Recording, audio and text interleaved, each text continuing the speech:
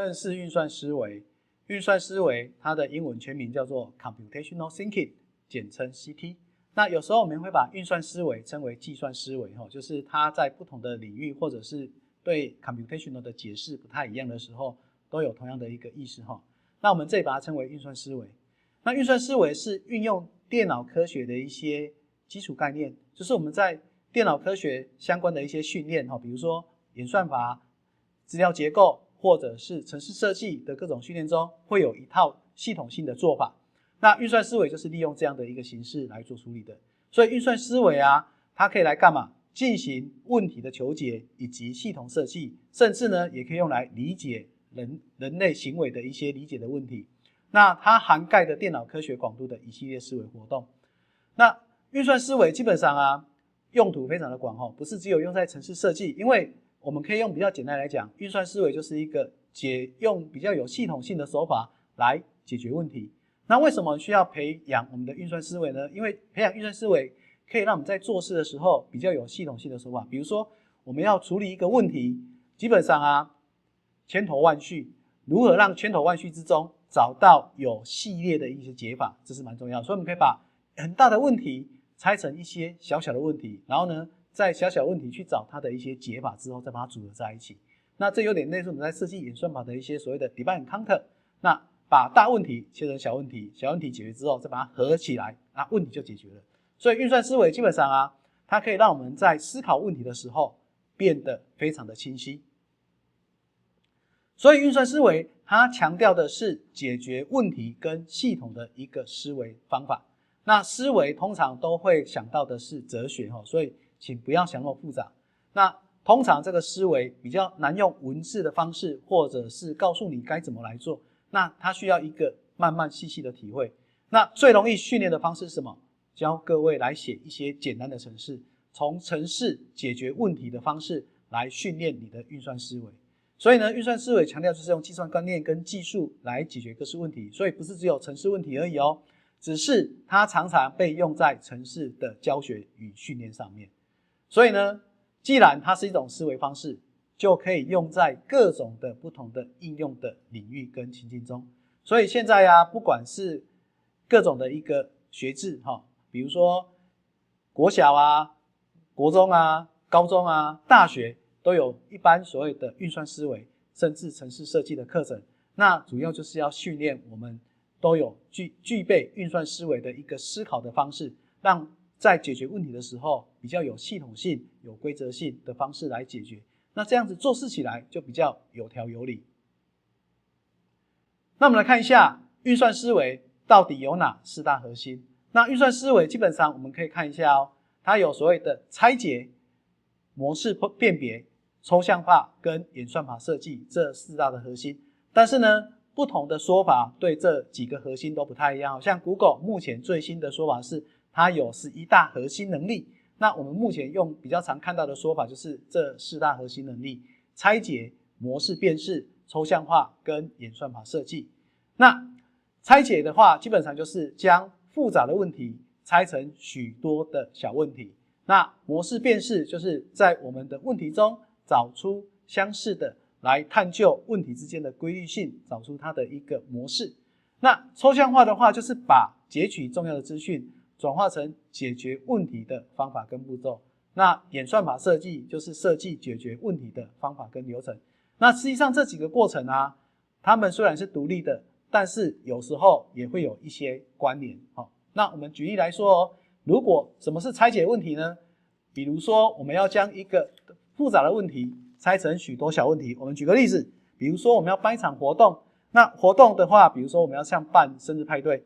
那我们可以把这个生日派对分成很多的小任务，或者是一些小问题的要去解决。那比如说有人要选择场地订购食物等等的，那这些就把拆成一些小小的问题让我们来处理。这样子的话，把大问题变成小问题，你要去解决问题的时候就比较容易了。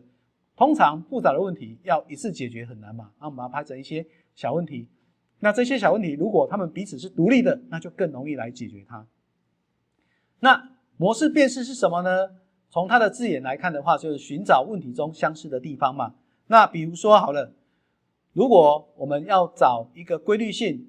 比如说，我要去某个地方，或者是我要去某件事。那通常啊，我们要去 ATM 提款，你可以发现 ATM 提款在某个时段人是比较少的，你就不需要去排队。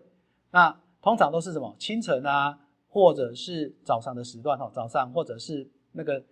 比较深夜的时段。那如果你不想跟人家挤在那边领钱，那你就可以找这种时段。那通常这些模式的辨识就是要找出他们之间的关联来做一些处理。那比如说，如果你是通勤，那通勤当然是要找一个人比较少的通勤时段。比如说我们常常在搭公车嘛，那早上如果是7点多的公车，那学生就非常多，那公车就非常的挤。那如果早个10分钟或晚个10分钟，也许公车它的公车上面的这些的乘客就没有那么多，你就可以比较舒适的来搭你的公车。所以就是找这些模式的辨识，去探究它们之间的一个关联性。那抽象化的话，基本上就是把重要的资讯萃取出来，转换成问题解决方法。那这个比较常看到的是在哪里呢？我们在学习语言的时候，那语言呢，基本上它们有一些共通的一些性质，比如说我们看到所谓的语言有所谓的，比如说像形容词也有所谓的 TIVE， 那副词有 TIVL， 那我们可以在这边把它们的一些规则性找出来，那抽象化的处理就可以这样子，那可以转化成我们的问题的处理步骤。那演算法的设计基本上就是把刚刚我们把大问题拆成小问题之后，那小问题我们可以去找它的一些方式来解决，那把这些小问题组合在一起，就可以变成一个很大的流程。那这样来讲看起来是很复杂实际上在我们的生活中就有这些运算思维的一个应用，我们来看一下所以运算思维啊，在我们的生活中应用是怎么做呢？运算思维可以以刚刚前面来讲，我们是以系统性的手法来解决问题的一个思维。那我们刚刚看到嘛，拆解、模式辨识、抽象化、演算法设计。所以呢，这个4个步骤我们可以用一个例子来说明比如说我们今天要从嘉义市的嘉义公园集合出发去台北市立动物园旅游。那基本上我们是一个旅游的规划，在旅游规划里面就会牵到一些问题，比如说交通的问题、经费的问题、时数的问题、时间的问题。那我相信我们在规划旅游的时候，通常会把这些问题分别的隔离开来，比如说交通就归交通问题，经费就归经费问题，时数就归时数问题，时间归时间问题。那这个就是我们的第一个过程，分解、拆解我们的一个步骤，我们的一个问题。那在交通上面呢，比如说从嘉义公园要到台北市立动物园旅游，那我们会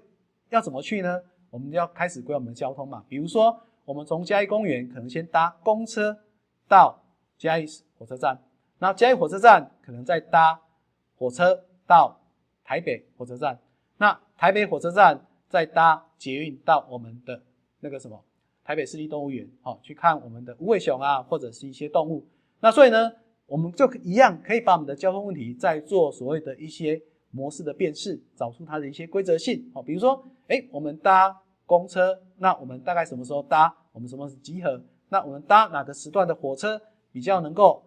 不会拥挤，而且比较舒适一点那以及到台北我们怎么搭捷运。所以呢，交通问题就可以找一些模式。那甚至呢，我们可以做抽象化的处理，比如说我们可能要时数的问题，那我们可能抓中午、晚上或者是下午我们要花多少钱，就是把重要的部分把它抽出来之后，就可以比较容易来处理。同样的时间的规划也是一样所以呢，运算思维在我们生活中的应用真的非常多。那只要仔细的去思考一下，我们就可以来做这样的一个运算思维导到我们生活中。不管是问题的拆解，或者是模式的辨识、抽象化，或者是演算法设计。那我们从上面的解释来看其实拆解、模式辨识、抽象化跟演算法设计，它们看起来像是独立的，但是实际上它们还是有一些关联性所以呢，我们如果要比较明白、比较简易的了解我们的运算思维，那就用这样来解释比较清楚一点就是以系统性的手法来解决问题的一个思维，这可以当做一个运算思维的一个比较通称